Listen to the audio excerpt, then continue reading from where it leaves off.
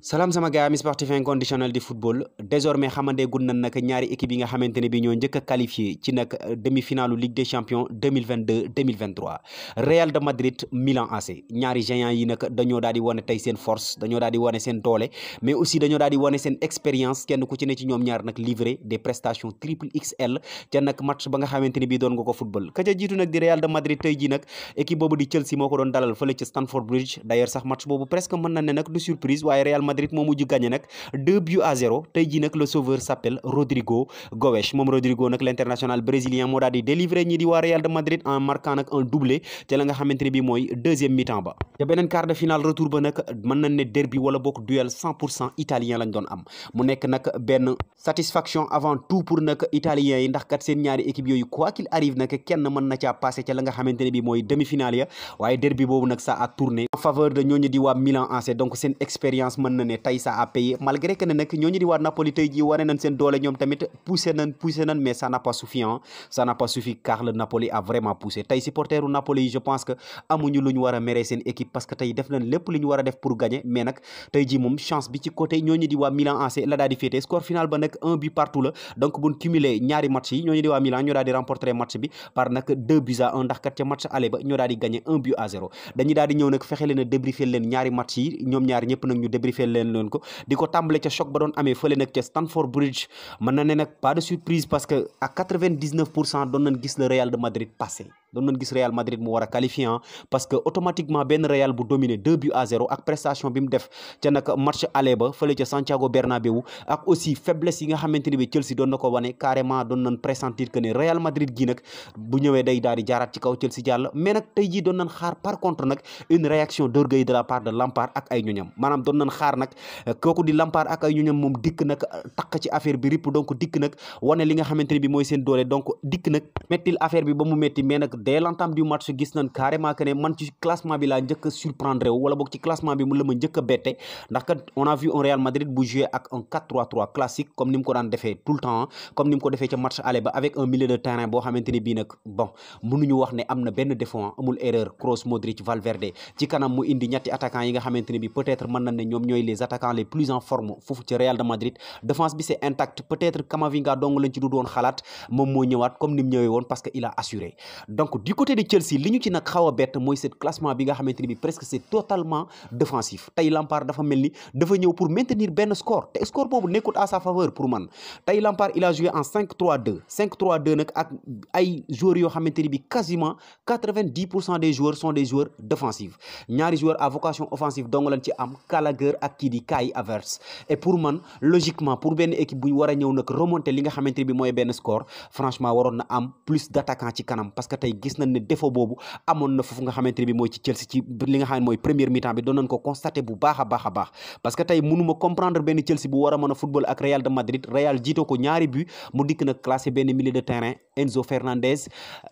Mateo Kovacic ainsi que nag kooku di N'Golo Kanté c'est plutôt défensif que offensive alors que am nga benn Mason Mount ci li nga xamante ne bii nag mooy banc bi donc j'aurais aimé tey ji mu indi benn Mason Mount pour nag assurer cette connexion entre nag li nga xamante ni mooy milieu de terrain yi mais aussi ak li nga xam ne mooy attaquant yi ci kanam aussi nga indi benn Kai Havertz accompagné de Gallagher bon Gallagher peut-être mën nañ ne c'est un milieu de terrain c'est un 10 de métier mais tey gis nañ ne wax dëgg yàlla il a peiné à trouver même li nga xamante ni mooy ay repères am ci terrain bi pendant ce temps yaa ngi woon ak benn Modric ci banc bi yaa ngi ak benn Sterling ci banc bi yaa ngi ak benn João Félix ci banc bi pourquoi pas jouer en 4-3-3 pour nag ñëw valoriser li nga xamante ni bi mooy sa attaque li tax ma ne sentir nañ ko bu baax ci match bi mooy gis nañ carrément que ne Chelsea tey doon na am nag li nga xamante ni bi mooy ay possibilités mais gis nañ ne bu bal bi demee ci kaw surtout en contre donc presque mën na ne du ñu bari nag ci li nga xamante ni bi mooy surface bi Real Madrid seen défense bi dañ leen di ëpp trop ci biir surface bi et loolu nag gis nañ ko ci ay phase de jeu yu bëree bëri yoo xamante ni bi peut-être sax des fois N'Golo Kanté mooy ñëw nag di laa di compléter li nga xamante mooy attaque Chelsea bi et pour man nag l'erreur fatale a été de manquer cette occasion ci 43e minute bi pour kooku di Cucurella parce que Cucurella bu dugaloon bii boobu tey je pense que nag il aurait vraiment mis le Real dans le doute Real dinañ douté wu bu baax a baax ci match bi et que deuxième mi-temps bi nag waroon na mën a compliqué pour waa Real mais 0-0 première mi-temps pour un Real boo xamante ne bii carrément nag benn 45 minutes dong lay daal di gérer pour daal di mën a dem ci li nga xam ne mooy demi-finale bi presque mën na ne ak ses joueurs d'expérience yi mu am ci milieu de terrain bi ci défense bi mais surtout nag ci attaque bi des attaquants de très haut niveau, un Rodrigo bi nga xamante ne bii franchement il a tey dafa montré tout l'étendue de son talent, un Vinicius toujours virevoltant même bu dugalul day def passe décisive. Benzema n'a pas été vraiment à la hauteur tey gisuñu ko tey xam nañ carrément que ne nekkul woon ci jouram mais quand même na ne peut-être loolu mooy force su Real parce que gis nañ ne Chelsea a légèrement dominé bu ñu suivre li nga xamante ne bii nag mooy chiffres yi domination 45-55 pour ñooñu di waa Chelsea ci li nga xamante ne bii mooy aussi tirs yi tamit on a vu un Chelsea tiré c'est 13 tirs ci li nga xamante ne bii mooy bii mais 8 tirs dong la cadré 8 corner la Chelsea am ci match bi sama gars yi 8 corner sans pour autant nag mu daal di ciy concrétiser benn ci occasion bi yëpp nag mënu ci franchir wala mënu ci concrétiser benn ce qui explique nag li nga xamante ne bii mooy manque d'efficacité ak de réalisme attaquant wu Chelsea. Pendant ce temps, Real Madrid 9 fois le tiré au but, cadré 6 fois, 2 corners, marqué 2 buts. Ce qui explique que Real Madrid instant bi ñu toll ñu ngi en confiance mais aussi seen attaque bi lu ñu am ci kanam dañ koy daal di dugal franchement parler. Donc je pense que un demi-finale de très haut niveau mi ngi ñuy xaar que ça soit Real Madrid Bayern Munich wala Real Madrid Manchester City, demi-finale de très haut niveau moo ñuy xaar foofu te ñëpp yàkkamti nañ ko. Sama gars yi lan moo nekk seen impression nag ci demi-finale bi nga xamante ne bi moom mooy profilé wu certainement 90% dañuy xalaat ne Real Madrid Manchester City la vu nag résultat bi nga xamante ne bi match aller wu li nga xam ne mooy quart de finale bi jox nañu ko entre City ak Bayern mais quand même tout reste à jouer parce que tamit soirée wu Ligue des Champions la tout est possible. Dañuy dem ba foofu nga xamante ne bi nag mooy ca stade Diego Armando Maradona match aller 1-0 pour ñooñu di waa Milan AC tey nag mën nañ ne match bi da doon garder lépp li nga xamante ne bi mooy suspense am la kenn xamutoon kan ci ñaari équipe bi mooy daal di gagner parce que bien évidemment Milan temps yi nag mi ngi ci forme bu extraordinaire mais tamit ñooñu di waa Napoli mënoon nañoo compter wu ci retour kooku di Victor Osimhen mi nga xamante ne bi jamono jëpp nag footballut d'ailleurs tey il a pesé lourd pesé na bu baax a baax ci attaque ñooñu di waa Napoli gi même bu fekkee nag tey ji vraiment on a vu une équipe de Napoli boo xamante ne bi amul efficacité bi nga xamante ne bi doon nañ ko gis ci moom ci li nga xam ne mooy championnat bi et que nag bon loo xamante ne bi tamit ñett wala ñeenti match ngi nii nag ñu tàmbali ko nemmeeku ci ñooñu di waa Napoli surtout ca championnat bi gis nañ sa nul et vierge face à équipe boobu nga xamante ne bi nag mooy Hellas Vérone mais avant ça gis nañ sa défaite contre ñooñu di waa Milan AC mais aussi seen défaite bi nga xamante ne bi jëlaat nañ ko contre Milan ci li nga xam ne mooy Ligue des Champions bi donc mën nañ ne luñ doon pressentir la foofu nga xamante ne bi mooy ca Napoli muy un match très musclé nag très musclé parce que tey gis nañ ne dès l'entrée il y a eu 2 blessures côté ñooñu nga xamante ne bii nag ñooy waa Napoli d'ailleurs sax blessures yooyu xaw nañoo bousiller un peu nag li nga xamante ne bii mooy schéma tactique ko nga xamante ne mooy Luciano Spalletti muy kooku di nag Politano mi nga xamante ne bii titulaire indiscutable la ainsi que Mario Ruiz ñi nga xamante ne à la 33e minute nag dañoo mujj cédé li nga xamante ne bii nag mooy seeni place malheureusement mais tamit gis nañ carrément que à la 22e minute ñooñu di waa Milan malgré que ñi ngi doon souffrir ci match bi jamono jooju mais ils ont su nag à concrétiser benn seeni occasion ba am nag benn penalty malheureusement kooku di Olivier Giroud nag daal di tikk daal di raté li nga xamante ne bi mooy penalty bi je pense que là ñooñu di waa Napoli gënoon nañoo garder li nga xamante ne bi mooy confiance bi poussé ci kaw ñi nga xamante ne bi nag ñooy waa Milan AC mais malheureusement à la 43e minute moom moomu di Olivier Giroud ma raté woon penalty bi nag dikk na daal di racheté wu dikk na nag daal di prouver li nga xamante ne bi nag mooy grandeur am parce que vraiment c'est ça qui fait un grand joueur pour man boo nag raté benn occasion wala nga def benn erreur ci match dikk nag daal di dikkaat ci match bi wane carrément que ne lii du dara comme ni ko Sadio Mané defee woona ci la nga xam ne mooy finalu Coupe d'Afrique bi dikk daal di ñuy nag marquer ce dernier penalty tout en sachant que nag raté woon na première penalty bi ci li nga xam ne mooy match bi donc moom Olivier Giroud loolu la dikk defaat daal di nag tale ñooñu di waa Milan AC ci position bu confortable ñu daal di garder benn but d'avance en plus de but ale ba muy nag 2 buts cette fois-ci nag ñooñu di waa Napoli waruñoo rek remonter benn but mais 2 buts la ñu war a remonter ci match bi donc ñu demee mi-temps à 1-0 bi ñu dellu si waatee ci mi-temps bi aussi Napoli teggiwuñ seen tànk benn yoon ils ont effectué des changements effectué nañ ay changements yoo xamante ne bi ñoom tamit apporté nañ lu bëri ci match bi ils ont poussé oui chiffres yi carrément dañuy prouver que ne nag waa Napoli tey joxe nañ li ñu am lépp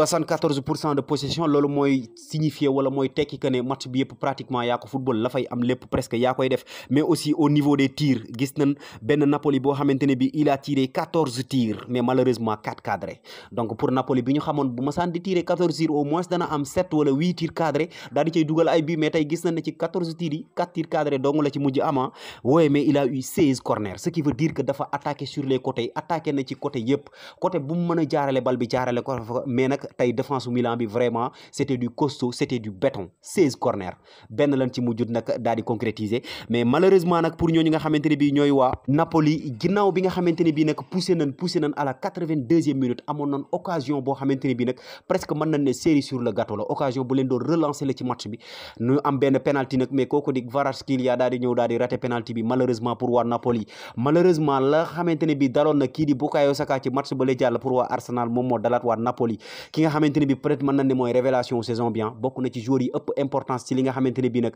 mooy saison wu Napoli ren ji Kvaratskhelia l'international géorgien on l'a vu mu marqué ay penalty yu bëri ci championnat bi gis nañ ko mu def des prestations triple XL mais ce but là da nga ko waroon a dugal sama waa ji da nga waroon a dugal but bi pour mën a permettre sa équipe mu am nag benn équilibre bi mu am benn mental bi 8 minutes mooy des ci match bi plus nag li nga xamante ni mooy temps additionnel bi bu Napoli poussé mën na égaliser je te jure bu kii di Kvaratskhelia dugaloon penalty boobu ce serait vraiment difficile 8 minutes yi des ci match bi dana mel ni 90 minutes pour ñooñu di waa AS Milan mais malheureusement Mike Maignan était là le grand Mike Maignan pour man tey c'est l'homme du match Mike Maignan oui bu génne penalty bi donc redonner li nga xamante ni bi mooy confiance à ñooñu di waa Milan gën a nag jekkandi li nga xamante ni bi mooy seen taxawaay même bu fekkee nag à la 93e minute kooku nga xamante ni bi mooy Victor Osimhen peut-être marqué na sur presque mën na ne le seul occasion bi mu am ci 15 wala 20 dernières minutes Victor Osimhen il n'a pas fallu grand chose soxlawut yenn occasion yu bëri pour mu dugal benn occasion mu def ko ci camp yi mais malheureusement c'était trop tard à la 93e minute un but partout mën na ne c'était quasiment terminé à la 93e minute gisatuma naka la ñi di Napoli mën a poussé ba ci benn minute bi ñu daal di égaliser li nga xamante ni bi mooy deuxième but bi pour mën a arracher li nga xamante ni mooy prolongation bi peut-être mën na ne nag lii mooy surprise u quart de finale yi parce que oui dernièrement Milan moo gën a taxaw ñi di waa Napoli mais nag bi ñuy tirage Ligue des Champions bi Milan Napoli franchement lépp da doon tourner à la faveur des Napolitains parce que jamono jooju ñi ngi doxal ci championnat bi